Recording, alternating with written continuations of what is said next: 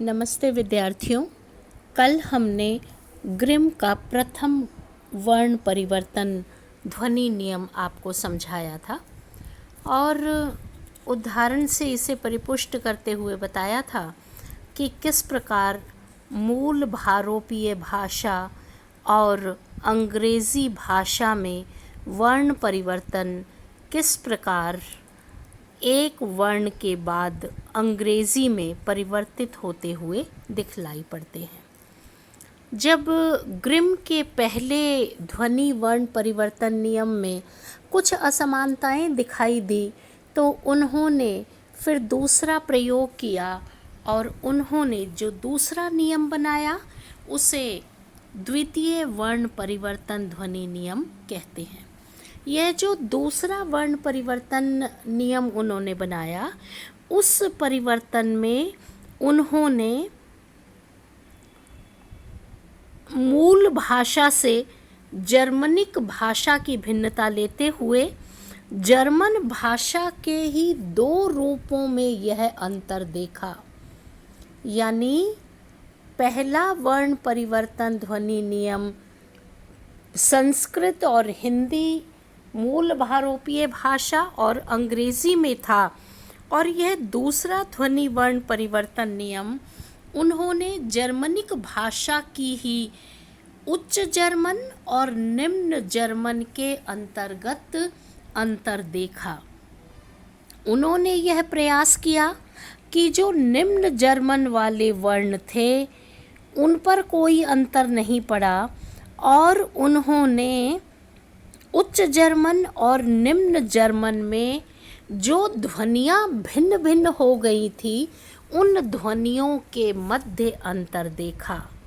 विद्यार्थियों, हमने आपको वीडियो में यह उदाहरण बताया है कि निम्न जर्मन की प्रतिनिधि अंग्रेजी भाषा को मान करके कुछ उदाहरण दिए गए हैं, उनको आप समझ लीजिए तालिका के माध्यम से। हमने एक तरफ लिया है निम्न जर्मन को और दूसरी तरफ लिया है उच्च जर्मन को।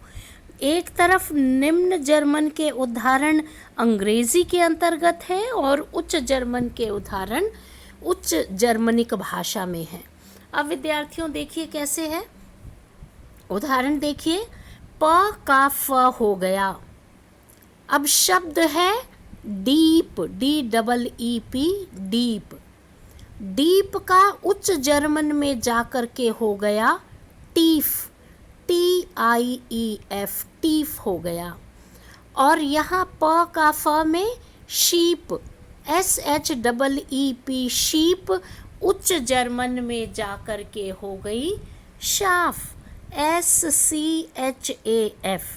तो यहाँ प और फ में परिवर्तन दिखाई पड़ा।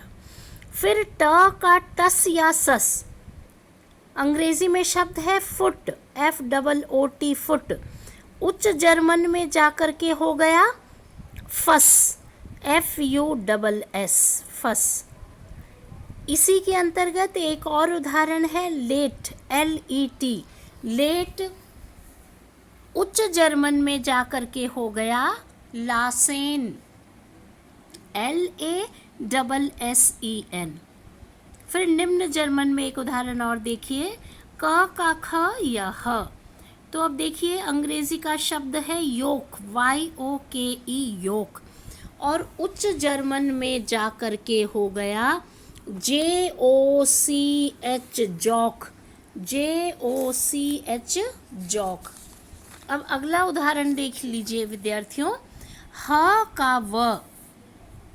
तो उदाहरण देखिए अंग्रेजी में है डव, DOVE, डव। और वहाँ उच्च जर्मन में जाकर के हो गया टाउबे, TAUBE, टाउबे। अब ड का ट, शब्द है डीड, DEED।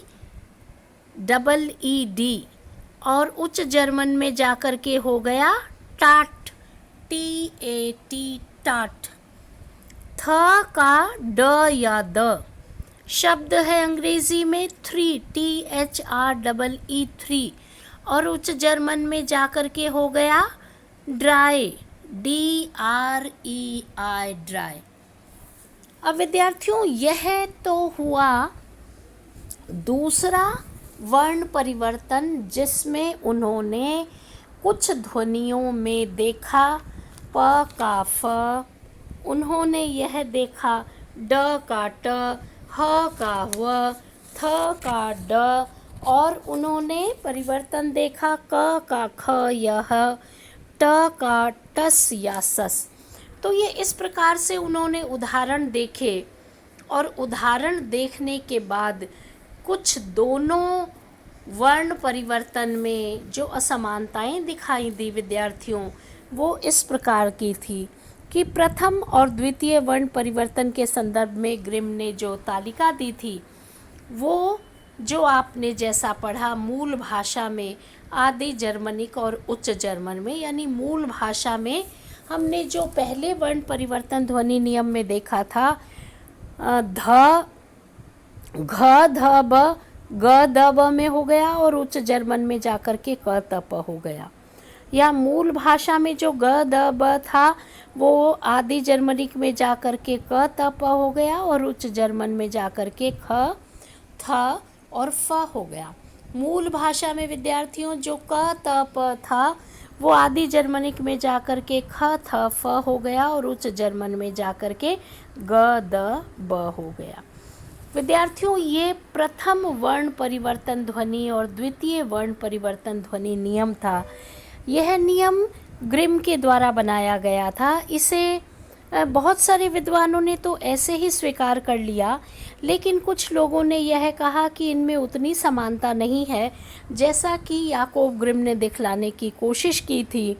तो फिर उन्होंने प्रथम वर्ण परिवर्तन के बाद कुछ अपवादों के रहते हुए उच्च जर्मन और निम्न जर्मन में देखने का प्रयास किया, किंतु ये जो उनका नियम था वह भी पूर्ण रूपेण जितना वे चाहते थे उतनी सफलता तो प्राप्त नहीं हो पाई, क्योंकि जो नियम में थोड़ा बहुत परिवर्तन हो गया था, वो इस प्रकार से हो गया था कि मूल भाषा में जो घ द ब था, वह निम्न जर्मन में ग द ब और उच्च जर्मन में एक्स टी एक्स जा कर के हो गया। इधर मूल भाषा में जो ग द ब था, वो निम्न जर्मन में क त प हो गया, और उच्च जर्मन में जाकर के x Z S S S Z F हो गया। मूल भाषा में जो क त प था, वो ख थ फ हो गया, और उच्च जर्मन में जाकर एक्स डी एस टी और एक्स हो गया। कहने का तात्पर्य यह है कि ग्रिम ने जो बहुत मेहनत करके ये ध्वनि नियम बनाए, जिसमें प्रथम और दूसरा वर्ण परिवर्तन ध्वनि नियम बनाया, उन्होंने अपनी तरफ से बहुत प्रयास किया, लेकिन विद्यार्थियों फिर भी इसमें थोड़ी और गुंजाइश रह गई। और भाषा विज्ञान की दृष्टि से जब जब इन ध्वनियों में थोड़ा सा परिवर्तन दिखलाई पड़ा, तो परिवर्तन में थोड़ी सी ध्वनियाँ भिन्न हो गई। इसलिए पूरी तरह से तो यह नियम सफल नहीं हो पाया, लेकिन ग्रिम ने जो प्रयास किए उस दृष्टि से भाषा वैज्ञानिकों ने ग्रिम की इन दोनों ही नियमों की प्रशंसा की, और भाषा विज्ञान के अंतर्गत ध्वनि नियमों के अंतर्गत ग्रिम नियम का अपना महत्वपूर्ण स्थान रहा। तो विद्यार्थियों, ये ग्रिम का प्रथम और द्वितीय वर्ण परिवर्तन ध्वनि नियम हमने आपको समझाया। आज इतना ही। धन्यवाद।